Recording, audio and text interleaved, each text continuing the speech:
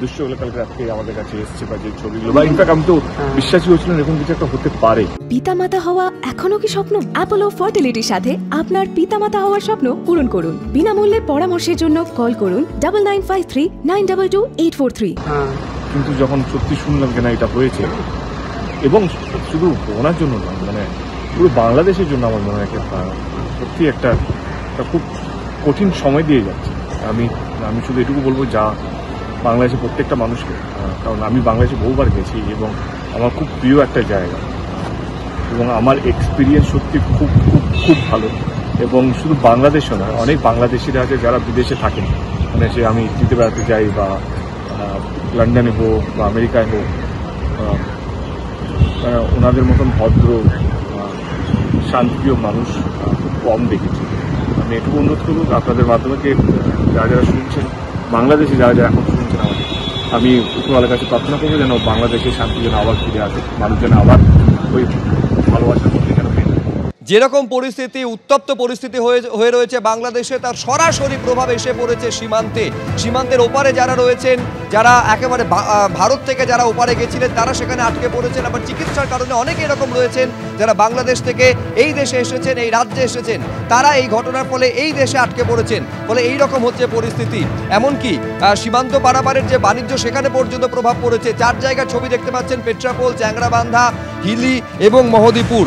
ওপার বাংলা থেকে কেউ এসেছিলেন কলকাতায় চিকিৎসা করাতে, কেউ আবার ব্যক্তিগত প্রয়োজনে দেশে এসেছিলেন। এই রকম একটা পরিস্থিতিতে সকলেই চাইছেন দ্রুত বাংলাদেশে ফিরতে। আমাদের দুই প্রতিনিধি দু জায়গা থেকে রয়েছেন। পেট্রাপোল সীমান্ত থেকে আমাদের প্রতিনিধি সমীরণ পাল রয়েছেন, চ্যাংড়াবান্ধা থেকে শুভেন্দু ভট্টাচার্য রয়েছেন। আমি শুরুতে সমীরণ এইটা তোমার থেকে জানতে চাইবো ঠিক কীরকম পরিস্থিতি। এক তো হচ্ছে সীমান্ত বাণিজ্যে কতটা প্রভাব পড়েছে, এবং দ্বিতীয়ত অনেকে এখানে এসে আটকে গিয়েছেন বাংলাদেশের এরকম একটা পরিস্থিতিতে ফিরতে পারছেন না। কতটা উদ্বেগ উৎকণ্ঠার মধ্যে প্রতিটা মুহূর্ত তাদের কাটছে সমীরণ? শুভজিৎ, যত সময় যাচ্ছে উৎকণ্ঠার উদ্বেগ বাড়ছে।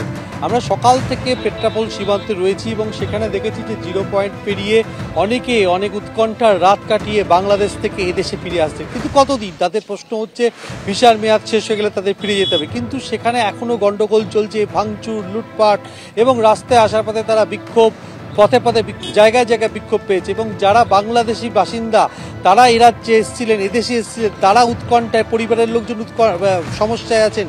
সেই উৎকণ্ঠায় বিনিদ্র রাত কাটিয়ে কোনো ক্রমে পেট্রাপোল সীমান্তে এসে পৌঁছেছেন এবং সেখান থেকে তারা পেট্রাপোল থেকে বেনাপোল পেরিয়ে বাংলাদেশে পৌঁছানোর চেষ্টা করছেন। এই ছবিটাই সকাল থেকে দেখা যাচ্ছে। তার পাশাপাশি বলি সীমান্ত বাণিজ্য গতকাল থেকে বন্ধ রয়েছে এবং কোটি কোটি টাকার রাজস্ব ক্ষতি হচ্ছে। আর এই মুহূর্তে আমরা রয়েছি পেট্রাপোল, যেখানে যে বন্দর, স্থলবন্দর, ক্যামেরাম্যান অভিজিৎ দত্তকে দেখাতে বলবো। কড়া নিরাপত্তায় সেখানে মুড়ে ফেলা হয়েছে, বিএসএফ জওয়ানরা তারা পাহারা দিচ্ছে। প্রচুর পণ্যবাহী ট্রাক সেখানে আটকে রয়েছে। তারা ভারত থেকে বাংলাদেশে পণ্য পরিবহন করার জন্য এসেছিল, কিন্তু তারা যেতে পারেনি। এবং এই মুহূর্তে যেটা জানা যাচ্ছে যে আজকে সকাল থেকে বেশ কিছু পণ্যবাহী ট্রাক বাংলাদেশের বেনাপোলে, যেখানে বেনাপোলে বন্দর রয়েছে, সেখান থেকে খালি করে তারা আসতে শুরু করেছে। কিন্তু এখনও অনেক ট্রাক আটকে রয়েছে। যেটা জানা যাচ্ছে 724টি পণ্যবাহী গাড়ি সেখানে বেনাপোল সীমান্তে রয়েছে। সেখানে বেনাপোল সীমান্তে সেই পণ্য নামানোর জন্য কেউ নেই, আর তার জন্য বেশ কিছু চালক তারা আটকে ছিল, তাদেরকে ফিরিয়ে আনা হয়েছে। এখনও দেশের মোট 124 জন গাড়ির চালক তারা বেনাপোলে আটকে রয়েছেন, সেই নিয়ে উৎকণ্ঠায় রয়েছেন পেট্রাপোল সীমান্তে। এবং যারা বাংলাদেশে গেছিলেন তারা ভয়াবহ অভিজ্ঞতা নিয়ে ফিরেছেন, খাবার পাননি, এরকম গণ্ডগোল, হিংসার ছবি থেকে তারা এখনও আটকে উঠছেন। কোনো ক্রমে তারা এ রাজ্যে এসছেন, তারা এখনও অপেক্ষা করছেন পণ্যবাহী ট্রাক নিয়ে তারা কিভাবে যাবেন।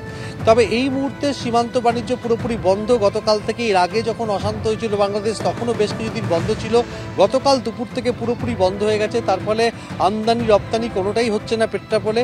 শুধুমাত্র একেবারে যেমনটা আমাদের প্রতিনিধি বলছেন যে সীমান্ত বাণিজ্য এই মুহূর্তে পেট্রাপোল দিয়ে আপাতত বন্ধ রয়েছে, কিন্তু সার্বিক যেটা পরিস্থিতি, উদ্বেগটা এই কারণে, তার কারণ সব থেকে বেশি বাংলাদেশের সঙ্গে সীমান্ত ভাগাভাগি করে পশ্চিমবঙ্গ 2217 কিলোমিটার।